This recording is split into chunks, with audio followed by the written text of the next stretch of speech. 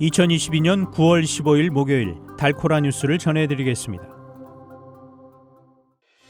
11월 중간선거가 두 달도 남지 않은 가운데 텍사스 주지사 선거전에 나선 그렉 에버 현 주지사와 민주당 베토 오루크 후보에 대한 최신 여론조사 결과가 나왔습니다.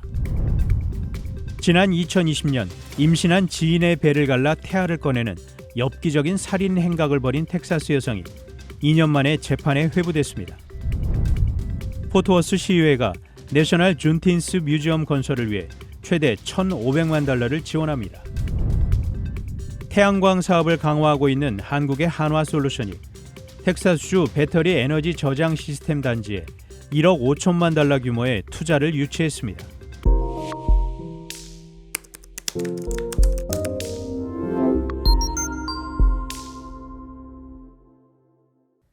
(11월) 중간선거가 두 달도 남지 않은 가운데 텍사스 주지사 선거전에 나선 그렉 에버 현 주지사와 민주당 베토 오루크 후보에 대한 최신 여론조사 결과가 나왔습니다.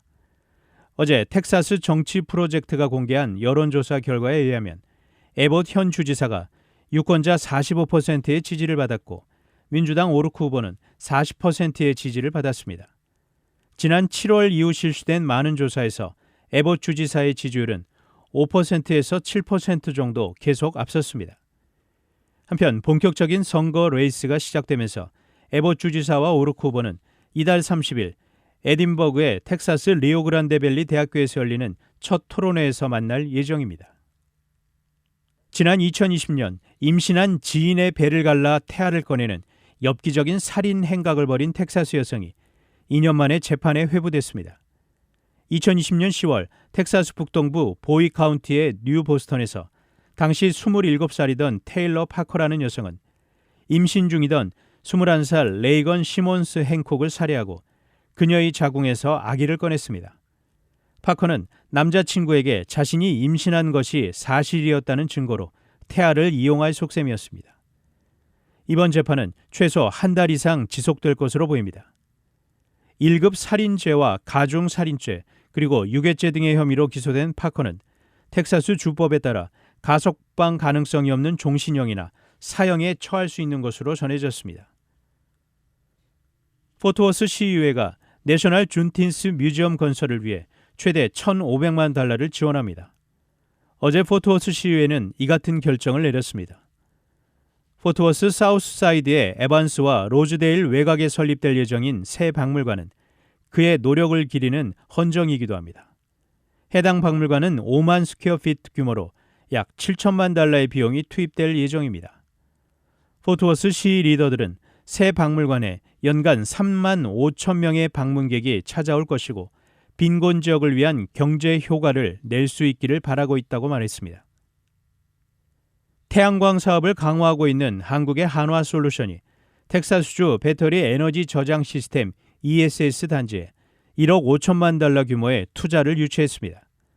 이 자금은 해당 ESS 프로젝트뿐 아니라 다른 용도로도 사용될 수 있어 새로운 생산 공장의 후보지로 텍사스주가 한 발 더 가까워졌다는 관측입니다. 한화솔루션 큐셀 부문은 지난 8일 텍사스 헌트 카운티에서 올 초부터 건설 중인 스푸트니크 ESS 개발 프로젝트에 약 $1억 5천만 자금을 조달했습니다. 한화큐셀이 BNP 파리바, 크레디아 그리콜 CIB 등 유럽의 유력 투자은행의 투자를 유치한 것은 처음입니다. 단신 뉴스입니다. 윤석열 대통령이 15일 전임 문재인 정부 시절 신재생에너지 사업의 비리 실태에 대해 참 개탄스럽다며 직격했습니다. 경찰이 불법 도박 및 성매매 혐의를 받는 이재명 더불어민주당 대표의 장남을 소환 조사한 것으로 확인됐습니다. 외교의 슈퍼볼로 불리는 유엔 총회 고위급 주간이 코로나19 사태 이후 3년 만에 처음으로 사실상 완전 오프라인으로 막을 올립니다. 유럽연합이 발전사와 석유, 가스 기업으로부터 횡재세 등으로 1,400억 유로, 약 1,390억 달러를 거둬 올겨울 에너지난에 따른 회원국 소비자들의 부담을 완화합니다. 지금까지 9월 15일 목요일 달코라 뉴스 최은준이었습니다.